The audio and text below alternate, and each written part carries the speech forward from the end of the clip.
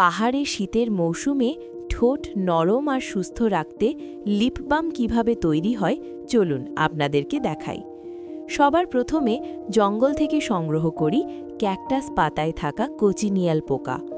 ওগুলোকে ধীরে ধীরে রোদে শুকাতে দিয়ে দিই। একদম শুকিয়ে গেলে ওখলিতে রেখে ভালো করে কুটে নিই। তৈরি হয় সুন্দর লালচে সূক্ষ্ম গুঁড়ো।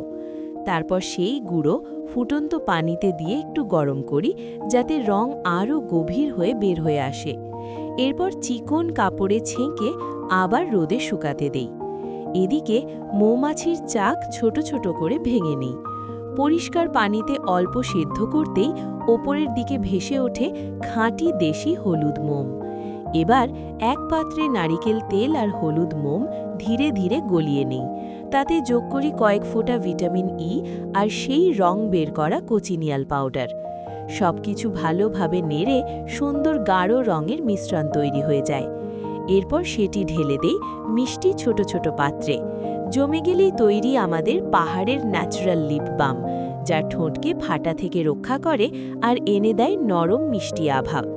আপনি যদি এটি পেতে চান কমেন্ট করুন আর লাইক ও সাবস্ক্রাইব করে আমাদের পাহাড়ি পরিবারের সঙ্গে থাকুন।